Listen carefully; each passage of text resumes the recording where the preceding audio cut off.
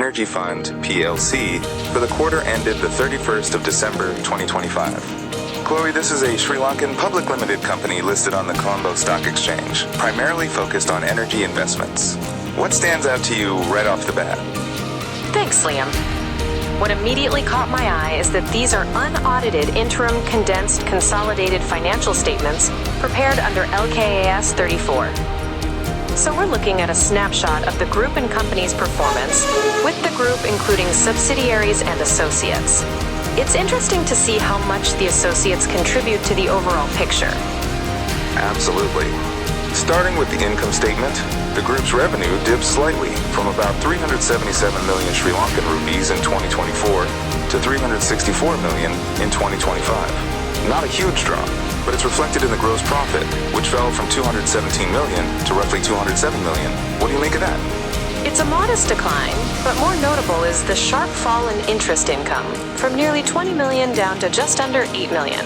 That suggests lower returns on investments or cash holdings.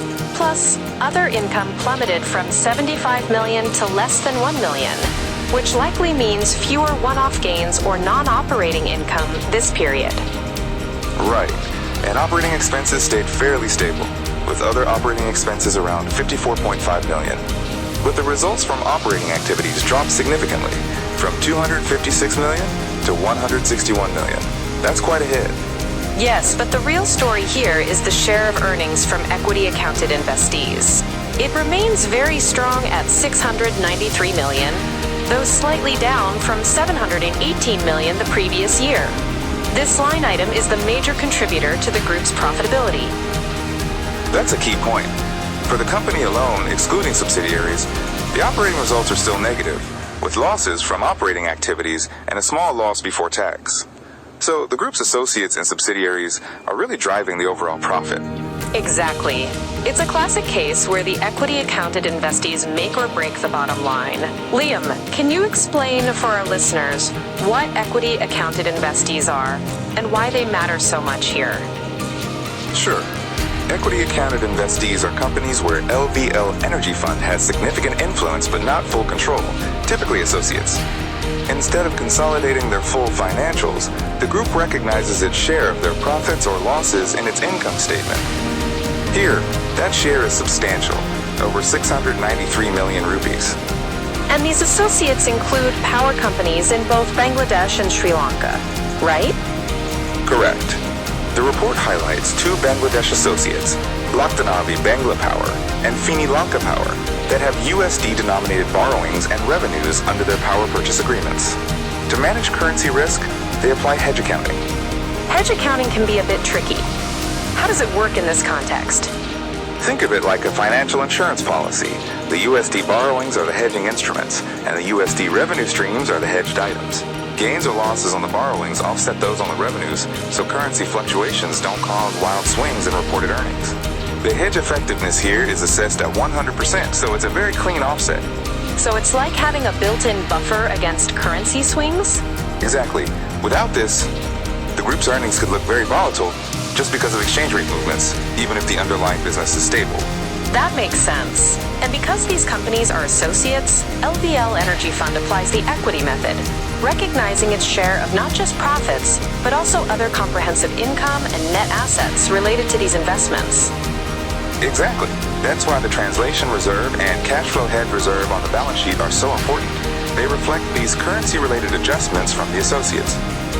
Speaking of reserves, the other comprehensive income swung dramatically from a negative 932 million rupees in 2024 to a positive 341 million in 2025.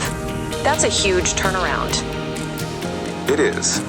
The main drivers are foreign currency translation differences and the group's share of other comprehensive income from equity-accounted investees. The translation reserve increased by about 218 million, reflecting currency gains on foreign operations. Meanwhile, the cash flow hedge reserve improved by roughly 123 million, showing effective hedge accounting. It's important to note that these OCI items don't affect profit or loss directly, but do impact total equity and net assets. So they're like hidden profits or losses that influence the company's net worth. Right. For companies with international operations and currency exposure, OCI is a critical piece of the puzzle. Moving on to finance costs, they remain high at 217 million rupees, but have decreased from 249 million the previous year. The company's borrowings, both current and non-current, total over 2.5 billion rupees. That's a significant debt load, but the reduction in finance costs aligns with a slight decrease in borrowings from about 2.85 billion to 2.53 billion. Plus, the company restructured bank loans and completed a rights issue in June 2024 to manage cash flow. Managing finance costs is crucial for capital-intensive companies like LVL Energy Fund, which rely heavily on debt to finance energy projects. It's good to see some prudent management here. Agreed. Now, looking at the statement of financial position, total group assets increased from 8.68 billion to 9.66 billion rupees. Non-current assets grew mainly due to an increase in investment in equity-accounted investees from 5.89 billion to 6.5 billion. Property, plant, and equipment decreased slightly, likely due to depreciation. Current assets increased significantly, driven by other receivables rising from 988 million to 1.34 billion. Total equity increased from 5.58 billion to 6.5 billion, reflecting retained earnings and positive OCI. The net assets per share rose from 7.77 to 9.05 rupees, which is a positive sign for shareholders. Total liabilities remained stable around 3.15 billion rupees, so the company maintains a strong equity base relative to liabilities, indicating financial stability. That's reassuring. Now, the cash flow statement shows operating cash flow before working capital changes at 197 million rupees, down from 223 million. But after working capital changes, cash generated from operations was 375 million, up from 289 million. After paying taxes and interest, net cash from operating activities was positive at 70.6 million, a big improvement from a negative 29.6 million in 2024. That's a key turnaround. Investing activities generated net cash inflows of 70.4 million, mainly from dividends and interest received. Financing activities used net cash of 3.9 million compared to a positive inflow in 2024, reflecting repayments of borrowings and dividend payments to minority shareholders. Overall, cash and cash equivalents increased by 137 million to 209 million rupees, improving the company's liquidity position compared to the prior year. That's a solid improvement. On the corporate front, the company completed a rights issue in June 2024, increasing stated capital by 466 million rupees. The number of ordinary shares remained constant at nearly 699 million. The largest shareholder is Lanka Ventures PLC, holding 51.46% of shares, indicating strong controlling interest. Public shareholding is 48.54%, meeting Colombo Stock Exchange minimum public holding requirements. Share price also increased significantly in 2025, with the highest price at 12.80 rupees compared to 6.80 in 2024. Interestingly, none of the directors or the CEO hold shares, so ownership is concentrated among institutional and other investors. That's an important governance note. Liam, what do you think are the implications of having a controlling shareholder like Lanka Ventures PLC? Well, having a controlling shareholder can provide stability and clear strategic direction, but it also means minority shareholders need to be mindful of how decisions are made. It's a balance. The rights issue last year also helped strengthen the capital base, which is important for funding ongoing projects and managing debt. Makes sense. So, Liam, what are your key takeaways from these interim results? LVL Energy Fund remains profitable, largely thanks to strong contributions from equity-accounted investees.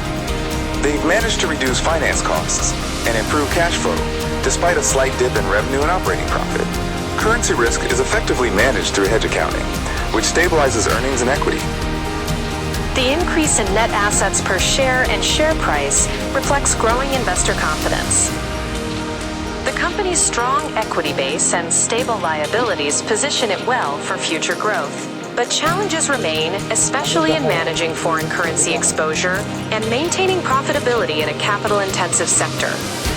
And the associates in Bangladesh and Sri Lanka are critical to the company's financial performance. Overall, these interim results show resilience and prudent financial management. Well said. It's a complex picture, but the company seems to be navigating it well. Thanks for breaking this down with me, Liam. My pleasure, Chloe. And thank you to our listeners for joining us in this deep dive into LVL Energy Fund's interim financials. Until next time. Take care.